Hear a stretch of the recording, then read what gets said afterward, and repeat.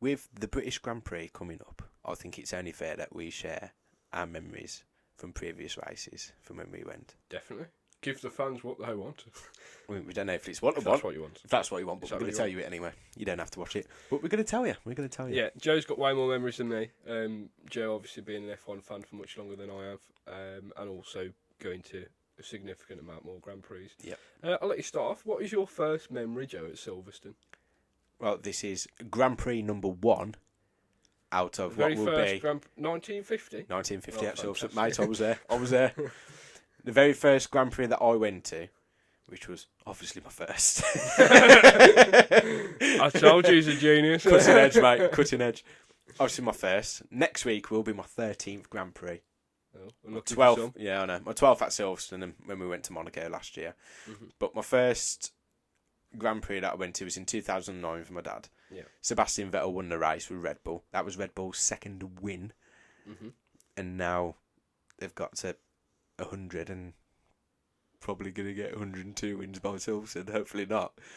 It's quite mad to think about, to be honest, like 14, 15 years later. But it was an amazing weekend. I went with my dad.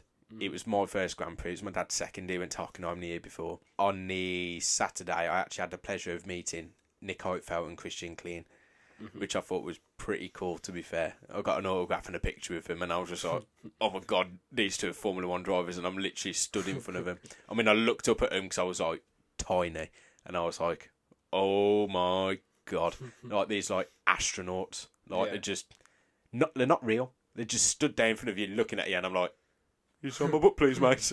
Yeah, you've got like a little like tiny goofy Joseph just standing there like. Yeah, and funnily enough, it is long ago because I was only 10, but it feels that long ago. It feels like it was another lifetime ago. And funnily enough, the only picture that I have, we had a couple of pictures, but the only picture I have now is of us in black and white. Really? So yeah, that's how long ago it feels. It was in weren't that long ago. 1950. Yeah, it was a long time ago, but. Yeah, that was an absolute class weekend. And then the year after, we went in 2010, again on a Saturday, in the exact same place where we met Nick Heidfeld and Christian Klein the year before, we met Michael Schumacher. Yeah. And I thought, that obviously it's his first year back, he was with Mercedes, and I thought, oh my God, like Michael Schumacher stood in front of me. And I was just like a little kid with my uncle. He was also a little kid, holding out my autograph book going, go on Michael, sign it. And he did, and that was a bit mad, to be fair. And like that autograph is like one of my like most prized positions. We know, Joe could be a millionaire in 10, 20 years' time because he's got Michael Schumacher's autograph. Yeah, like that is like the location of that autograph is. Well, I can't tell you, can I? Undisclosed. Undisclosed. Well, that's what I was thinking. Undisclosed. But I thought, no, I'm not going to go with that. But yeah, and. I absolutely love that autograph. I want to frame it and everything. Oh, it's still in the same book that he touched, he signed, and I'm like, oh my God. Like, still sometimes when I look for that book, I think, I've got Michael Schumacher's autograph, I saw him sign it. You don't need any authenticity card with it or anything like that, mate, because I was there. I saw him bloody do it, you know. So I thought that was pretty cool. My next best memory of Silverstone was 2014 when Lewis finally won for the first time since 2008 at Silverstone. Yeah. You know, it was like my 5th Grand Prix by then, and obviously every year I went, I was like, I want Lewis to win. Yeah. He started 9th.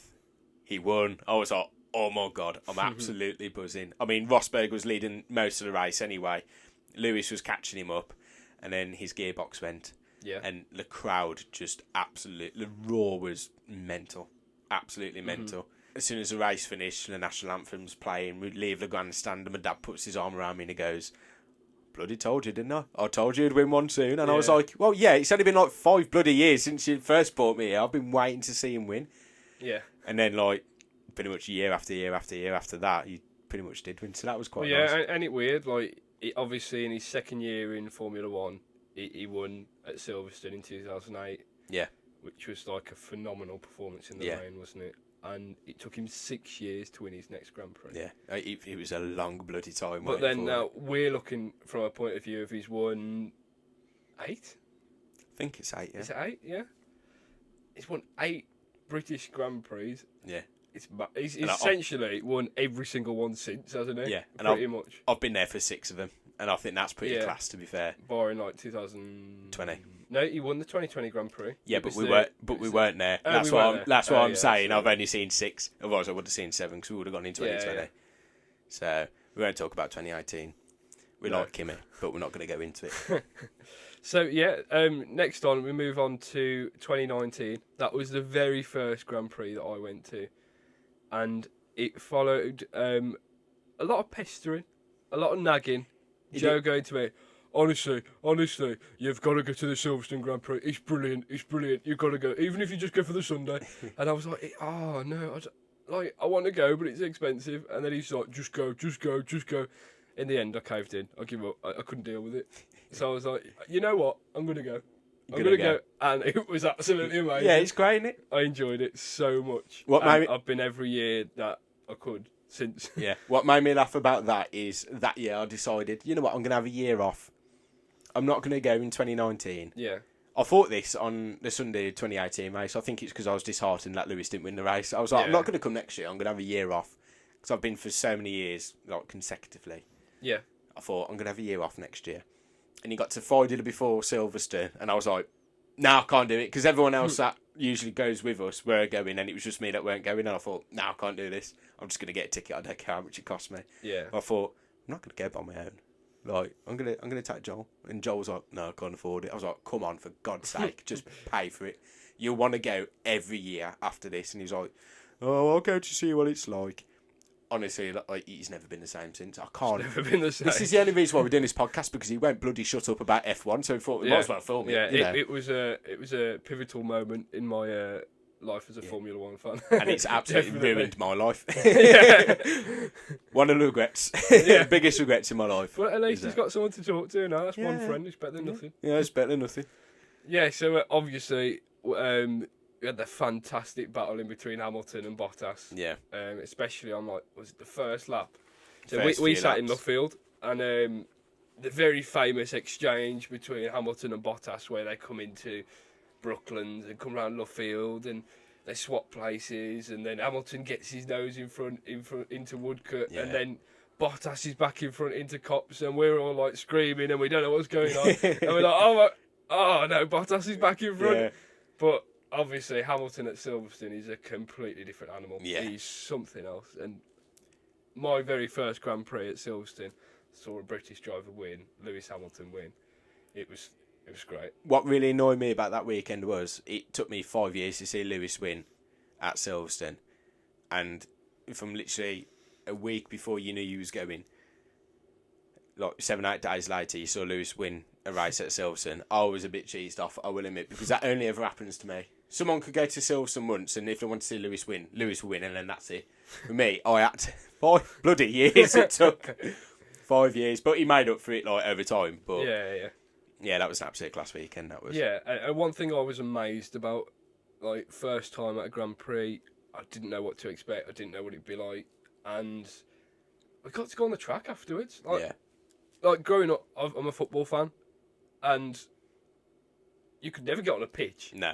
Where the footballers are. I mean, obviously the F1 drivers are on the track, but like you could never get on the pitch or get that sort of access in a football match. So to go to an F1 track and actually be able to walk the track and look in the pits and go up to the fence and see the drivers and everything, it was class. Like, it was really good. It completely changed you after that. You just wanted to go every year. You were like, right, let's go next year. Let's go next year. Let's go next year. But then obviously we couldn't because COVID, and that was pretty sad.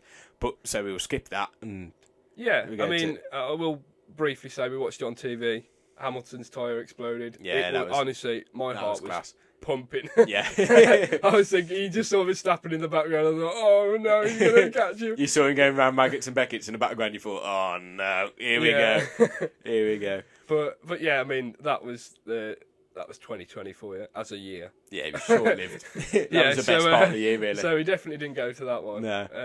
But 2021, I mean, I would probably say, hands down, that's probably the best Grand Prix I've ever been to. Oh, the ups and downs. Oh. It was a proper Grand Prix. It was a proper for roller coaster. Excitement, for the neutral. Yeah. For the fan. Except for the Verstappen fan, maybe. Yeah. It was short-lived. Incredibly exciting, wasn't it? Yeah. I mean, Absolutely 2021 was it the very first sprint race? It was, wasn't it? Yeah. and it happened to be at Silverstone, and we were like, "Oh, this is cool!" This is like, and the Friday we had qualifying, so as soon as we got there, pretty much we had qualifying on the evening, and we were on the inside of Brooklands, weren't we? Yeah. Standing up, I was like, I literally took a video of every single car that went past. I was like, "Oh, that's cool. Oh, so's that one. So's that one." And Joe was probably like running off from me by this point. Yeah, I had enough of your bowling.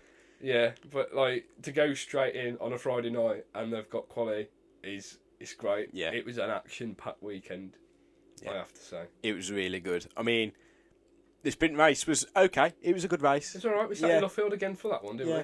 We've got a thing with Luffield, you and me, haven't we? We've got a thing. I don't know. It's that view over Brooklands. You see him get on the end off the end of the Wellington Straight. Yeah, it's one of those places. I think you've just got to go and see. It's slow, but I think you've just got to sit there. I think you enjoy the cars more as in going slowly because you get to see them more. But I think we should move on to what happened on the Sunday. Best day of my life. I mean, I knew the tension between Hamilton and Verstappen at this point was starting to really ramp up, wasn't it? Yeah, it was starting to get there. I think this Grand Prix was the real sort of flashpoint. This is when it really happened. Yeah. So at this point in time, we're like, oh my God, like Verstappen's actually doing quite well. Like he's actually going to beat Hamilton. He's quite a few points in front at this part. And I think it was your dad. He turned around and goes, "Oh, well, it takes him to have like an engine blow up or something like that, and he's back in it." Yeah.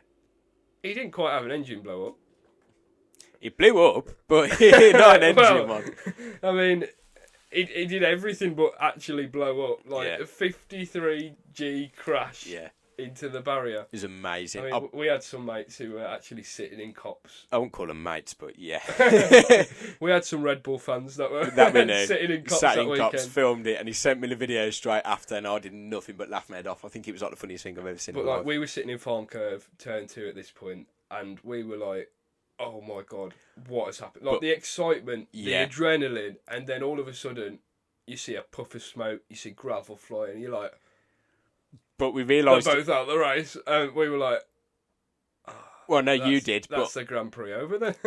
I just saw Verstappen just start to spin, and I just started cheering. I didn't even know what happened to Lewis, but I was like screaming. It almost felt like something just lifted me off the ground, and I was screaming and cheering. We was all hugging each other. Admittedly, we were those fans that were cheering. However, in our defence, we didn't realise that he had a 53G accident at the time. Because we didn't watch the crash. We'd have probably actually have been like, okay, this is bad. But like, we were just looking for like Hamilton coming like a phoenix out the ashes. Yeah. And like, obviously surviving it. We were like, oh my God, the excitement. He's still in the race because we thought he was out. I mean, I can remember us just jumping about as well. And like, we was looking around and no one else was... Obviously, there's quite a lot of people cheering, but there was no one reacting as, like, excitedly as us. But I noticed like a few people with like hands on, on their heads and whatnot, and I thought, hang on, this is quite bad. This is. Mm. But then I still carried on to cheer. I think. I mean, that was the weekend when it was blistering hot all weekend, and I had a towel over my legs because my legs were burnt, and I'm like, I don't need this sun. I was just hoping that obviously, you want to experience the Grand Prix as much as possible. I was hoping it would finish so I could get out the bleeding sun. I was sitting there for ages with a towel over my legs, and the blooming red flag was about 45 minutes long, and we were like, oh my God, my legs are going to turn into crisps. You weren't the only one there. I was suffering as well, but the more alcohol we got down us. And the more alcohol we got down us, the less we felt it, so it was all right. Yeah. But the one moment that got me was when Lewis caught up to Leclerc and passed him. Yeah. At this point, I was a little bit intoxicated, I will admit, and it was really hot. I know what you're on about. Yeah, I know what you're going to say, but I absolutely loved it. Like, there was so much joy that Lewis was like 2 or 3 laps from the end going to win the British Grand Prix after what happened, having a penalty for giving Max a bit of a nudge and whatnot, which I still don't think is his fault, but that's another story. That's a whole different ball game. That is a whole different ball game. But I absolutely loved it so much that I might have, at the end of the race, started crying. Maybe. Potentially. So, as far as I'm aware, I've only ever seen Joe cry twice. You probably have cried more than that, but like, there's only 2 moments that stick in my head. One is on the way to Monaco, on the way to the hotel. Oh God, why did you have to bring that one up? We're not talking about that. I'm gonna go to the Monaco Grand Prix, fulfilled a life dream. Yeah. He started welling up, bless him. And the moment that we're on about is when Lewis crossed the line, the national anthem was playing, he was absolutely bawling. Yeah. So funny thing is, I can absolutely assure you will be on our Instagram very soon. The funny thing is, like, I don't know, I'm not going to sound tearing up now, so I don't think it was the alcohol that did it. But when I watched the Drive Survive episode, like the year after, and he won the race, and I just felt those emotions coming back through. I was like, oh God, it was such a good race. Like, I'm very, very invested and enthusiastic in this Joel, you know, and when my emotions come into it, that just shows. But yeah, that was quite funny. I didn't really find it that funny that Joel was sticking his camera in my face, taking a picture of me while I was absolutely streaming. Got to admit, we did get a lot of crap off people after that race. Oh yeah, mainly for Verstappen fans. Yeah, but you know, that's life. They got their own back eventually. Yeah, so I mean, they got their own back definitely in performance. Yeah. And talking of performance, they had a pretty good performance last year. Yeah. In 2022. However, Verstappen had a damaged car, didn't he? Yeah. And I have to say, it was a Grand Prix weekend where, obviously, I was looking forward to it, but Mercedes had got the wrong strategy. Not strategy, they got the wrong sort of aerodynamics. And we were like, they're not going to get a race win, are they? No. Like, let's face it, they're not going to get a race win. And we're like, a podium would be a miracle at this point. And it started off with an absolutely colossal incident. Yeah. With George and Joe. And Pierre Gasly, wasn't it? Yeah, and Alex Albon. So Sebastian Vettel. Pierre Gasly touched the rear of George Russell. Mm-hmm. George Russell spun, pirouetted, smacked into Joe, sent him spinning like a tabletop spinner. Then he went upside down, did a bit of break dancing, slid upside down for about 150 metres onto the gravel, then flipped and did a barrel roll over the barrier and landed in between the fence and the barrier. Yeah. What I always think every time I see clips of that race. The funny thing is, we were sat right there, and we didn't even see it. Well, yeah, at the time, I saw loads of smoke, and I thought, oh, a couple of them bumped into each other. Like, I saw puffs of smoke, and I thought people have locked up and stuff like that. And no one at all suspected the fact that he was hanging there upside down in his car against the fence. For the second year in a row, we had a red flag. Yeah. And we were like, oh my! And we were like, for a good while, we were like, what's going on? Like, is he all right? What? Like, George Russell's car was ruined. It was Gasly and Ocon. They had damage as well. Albon was out the race, wasn't he? Was he out the race or did he survive? No, he was out the race. He had to go straight to hospital afterwards. Yeah. And we were like, crikey, what's happened here then? We were buzzing because Hamilton had jumped a spot off the start, and then next thing you know, they restarted it and Hamilton had to go back to where he started. Yeah. So that was a little bit annoying. Yeah. But the Mercedes actually outperformed our expectations. Yeah, they did. Weekend. I mean, they were faster than Ferrari. Yeah. They were faster than Red Bull, only because Max had damage and Checo was a bit too far back, weren't they? Mm-hmm. So there was a good possibility that we thought, oh my God, Lewis is actually going to win at Silverstone, and we thought this is going to be amazing. Obviously, it didn't happen. We were happy with third. He actually could have won that race. Yeah. Like, he was absolutely flying. Every single lap, you just got Lewis Hamilton set new fastest lap. Lewis Hamilton set new fastest lap. Every single lap. And every time that comes out, it gets you going. It gets you excited, doesn't it? You're like, this is happening. And we're like, oh my God, is he actually going to do it? And then they were like, the gap is 6 seconds. The gap is 5 seconds. The gap is 4. And then obviously you had the battle between Leclerc and Perez. Oh. And then through goes Hamilton. Again, that was like one of the best feelings ever. That was because we saw it and we were like, and it was amazing. And then Checo overtook him right in front of us, and we were like, literally like 3 corners later, he'd give it all back again. Yeah. But we looked at each other and went, second, it was all right. Yeah. But we looked at each other and thought, yeah, you know what? I'll still take it. It was a bloody good move. It was worth it for the moment. Yeah, it was worth it for the moment. Yeah. But we were happy with P3 for Lewis that day. Yeah. We had a good time afterwards as well when young Mick Schumacher sprayed us with champagne. Absolutely. That was brilliant. Absolutely. So that was really good. And then when we bumped into Will Buxton on track as well. Yeah, we did. We both got a photo each, didn't we? Yeah. Like that, I thought that was pretty funny because I didn't want to walk around Aintree, but you did, and I thought it was around the loop, wasn't it? Yeah. And like we could have cut across the grass to go onto the Wellington Straight. I was like, no, I've never actually walked the track around the loop because we always cut the corner. And I'm like, I want to walk around the track. And it's a good thing we did because Will Buxton was just like walking past us. I was like, is that Will Buxton? And we both just went, and he Will! turned around and he was like. And a big grin on his face. So it's like he was just really happy to see us. He was expecting. He was probably thinking, "Oh God, don't see me, don't see me." He's recognised me. Hello. Yeah. Like, he just turned around. He's like, "Hi guys, how you doing?" And we're like, "Can we have a picture, please?" Really He's like, nice "Yeah, of course guy. you can." He asked us how our race really was nice, and if we'd had a good time and everything. It was brilliant, wasn't it? It was really nice. Yeah, it was absolutely amazing. He was brilliant. Like he just like embraced us, didn't he? Yeah, he did. You know, and he was really nice. It's almost like he was recognised first time in public by someone, and he absolutely loved it. That's like how he reacted, and I loved that. Yeah, it was a really natural reaction, wasn't it? Like that probably did make my day. It was one of the highlights that made my day. One of the many highlights. One of the many highlights. You can't say that made the highlight. That was the top highlight because it was just part of so many brilliant highlights that day. day. You had your cousin Alex, didn't you? He was absolutely blind drunk, and he picked up the sign. The no drinking sign, the Heineken no alcohol, and it was like when you drive, don't drink. And it got cut off where it says don't drink, and it's just him blind drunk holding the sign saying don't drink. No, it just says drink, doesn't it? Drink, wasn't it? Just goes, drink. So he loved it. That summed up his weekend. Yeah, he probably don't remember it. But yeah, it was.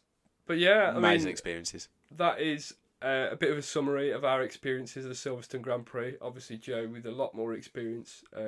12 Silverstone Grand Prix, or this will be your 12th? No, this will be my 13th. This will be your first. No, this will be my 12th.